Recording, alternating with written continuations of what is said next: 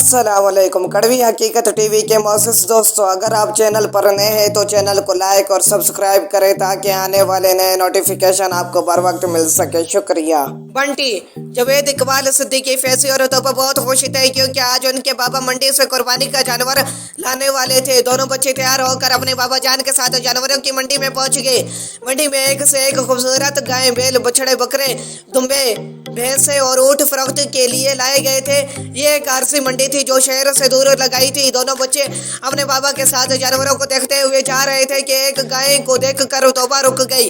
देखिए बाबा, ये बहुत खूबसूरत गाय है, इसे खरीद लेते हैं। तोबा ने कहा। बाबा और फैजी को भी ये गाय बहुत अच्छी लगी। थोड़े से भाव ताव के बाद उन्होंने गाय खरीद ली और उसे लेकर घर आ गए। रात बहुत हो चुकी थी, दोनों बच्चे सो गए। सर्दी का मौसम था, इसलिए उन्होंने गाय को अपने छोटे से आंगन में ही बांध दिया। अगले दिन सुबह ही दोनों बच्चों ने अपने बाबा जान के साथ मिलकर गाय को खूब नहलाया। उसके पाँव में खूबसूरत कंगन, माथे पर टीका और गले में दिलकश रंगों का हार डाल दिया, जिससे वो और भी खूबसूरत लगने लगी। गाय भी बहुत खुश लग रही थी। ऐसा लगता था जैसे गाय को भी तोबा और फैजी की ही तलाश थी। अगले दिन सुबह फैजी को नाश्ता करते देखकर गाय ने भे भे शुरू कर दिया।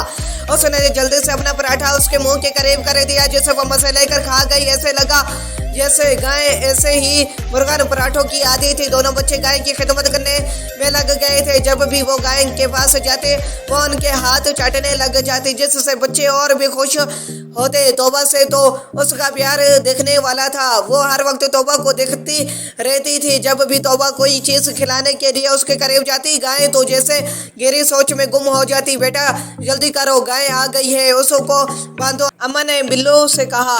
अम्मा, इस दफा गाय का बच्चा मेरा होगा, बिल्लू कहने लगी। बिल्लो अपनी अम्मा और अब्बा फजलुद्दीन के साथ एक दूर दराज देहात में रहती थी। खेती बाड़ी करना और जानवर पालना इस खानदान का पेशा था। उनके घर में बहुत सारे जानवर थे। बिल्लो को अपने जानवरों से बहुत प्यार था। उनके घर में एक गाय, 3 बकरियां, बहुत सी मुर्गियां, चूसे, एक खूबसूरत बिल्ली और घर की हिफाजत के लिए एक कुत्ता भी था। कुछ ही दिनों बाद गाय ने एक खूबसूरत बच्चा दिया। बिल्लो ने उसका नाम बंटी रख दिया। बिल्लो दिन रात गाय और उसके बच्चे की खिदमत करती। बंटी अब बड़ी हो गई थी, इसलिए वो घर भर में दौड़ती फिरती थी। बिल्लो जिधर जाती बंटी भी उसके साथ जाती। बंटी अपनी माँ के पास सोने की बजाय बिल्लो के पलंग के पास ही सो जाती और थोड़ी देर बाद बिल्लो के हाथ या पैर को चाटती रहती। बंटी 1 साल की होने वाली थी। एक दिन बिल्लो के अब्बा फजलुद्दीन ने कहा, मुझे डर है कि कहीं रात को बंटी बिल्लो के पलंग पर ना चढ़ जाए और बिल्लो उसके नीचे दब जाए। लिहाजा हमें बंटी को रात में गाय के पास ही खोंटे से बांधना चाहिए। अब्बा के बेहद इसरार के बाद बिल्लो बंटी को खोंटे से बांधने पर राजी हुई। एक दफा बंटी बीमार हो गई और उसने खाना पीना छोड़ दिया, तो बिल्लो दिन रात बंटी की तीमारदारी में लगी रही। वो दिन में 2 दफा गांव के हकीम चाचा के पास जाती और बंटी के लिए दवा लेकर आती। जब बंटी ने खाना पीना शुरू किया तो बिल्लू की जान में जान आई। गाँव वाले बिल्लू का अपनी गाय से इतना प्यार देखकर बहुत हैरान होते। बंटी भी बिल्लू के हाथ से ही चारा खाती थी। अम्मा या बाबा उसके पास जाते तो वो मुंह दूसरी तरफ कर लेती। एक दफा जब बिल्लू को सख्त बुखार हो गया और वो उठने के काबिल ना रही तो बंटी ने भी चारा खाना छोड़ दिया। वो सारा दिन बिल्लू के पलंग को देखती रहती। जब खाए पिए बगैर गाय ने 2 दिन गुजार दिए तो अम्मा जबरदस्ती बिल्लू को पकड़ कर उसके पास लाई। बिल्लू ने उसके माथे पर हाथ फेरा और उसे पानी पिलाया। जब बिल्लू वापस अपने पलंग पर जाने लगी तो बंटी भी अपनी रस्सी तोड़कर बिल्लू के पास जाकर खड़ी हो गई। अब बंटी एक खूबसूरत मुकम्मल गाय बन चुकी थी। एक दिन गांव का कसाई चाचा करमो बिल्लू के घर आ गया और कहने लगा, भाई फजलुद्दीन, तुम्हारा जानवर अब 2 साल का हो गया है, क्या ख्याल है इस साल आ जाऊं? बिल्लू चाचा करमो को देखकर उदास हो गई। वो उसे एक आंख नहीं भाता था क्योंकि वो गांव के सारे खूबसूरत जानवर ले जाकर मंडी में बेच देता था।